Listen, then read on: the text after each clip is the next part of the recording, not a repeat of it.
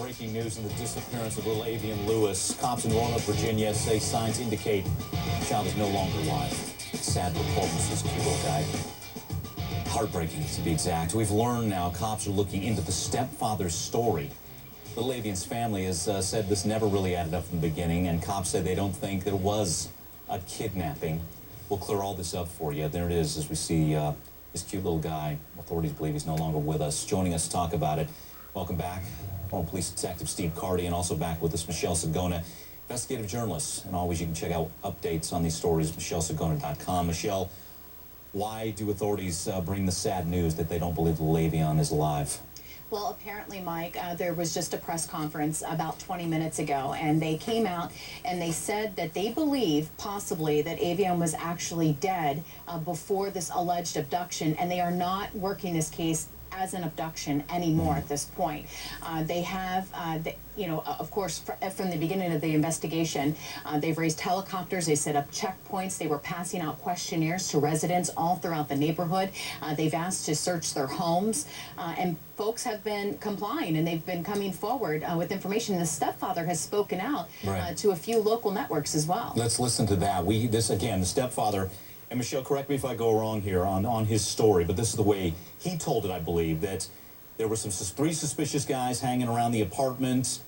They knocked at the door. Next thing you know, he gets knocked unconscious. He comes to. 4-year-old daughter is tied up, bound. 2 other little kids, not even messed with at all. And 2-year-old Aveion had been taken. Is that the way it goes, Michelle? That is correct. Okay. And 911 was called at 6:41 p.m. Okay. Well, let's listen this in. This is the stepfather, Brandon Lockett, and his story now under question. Let's listen. I heard a knock at the door. I went to the back door, and all I remember was boom. That's all I remember. When I came to, my wife was standing over me, and my son was, he was crying. And my daughter, she was gagged upstairs in her room. All right, Steve Cardian, as you watch this and you study this as it unfolds, have you been suspicious of his story all along? Absolutely. Prior to air, Mike, I wrote down some notes after doing research, and I said, he was knocked out, bound and gagged. You don't get knocked out unconscious and have the time with the injuries he had to ransack the house, bound his children, and so on and so forth. The ransom note being written in the house, the insignificant amount that was listed on the ransom note. There were just too many red flags in this to indicate there was anything other than something happened within that family. All right. Michelle, any other holes in the story as we look back on it that investigators are talking about?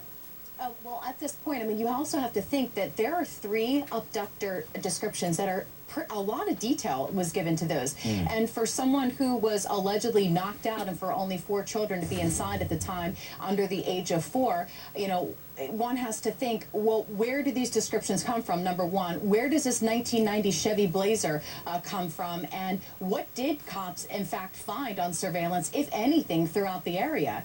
So there's a lot. And also, allegedly on that handwritten note, it was from a person that they knew, a family member, and 2 different handwritings were on the back demanding the $10,000. Right. And Steve, as you look at this, one of the questions I think from the outset, why would an abductor take a 2-year-old and leave a 4-year-old who's probably going to remember more and be more apt to be a witness against you? Yeah, and we see kidnappings across the board, Mike. We see young females that are kidnapped well before male children.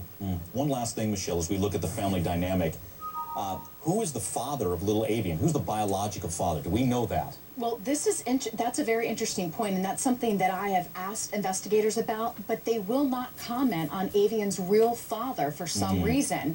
And so they have had a lot of information early on. They have been extremely tight-lipped on a lot of things that would definitely help find a child who is missing, an active Amber Alert, for instance, his medical condition. They wouldn't really comment a lot on that. And so I think that they've had obviously some indications of this possibly early on, but still went with the Amber Alert just in case. Okay. Again, the sad news that authorities do not believe little Aveion is still alive. Don't even believe there was an abduction. We'll continue to follow it. Michelle, Steve, thanks so much, you guys. Coming up.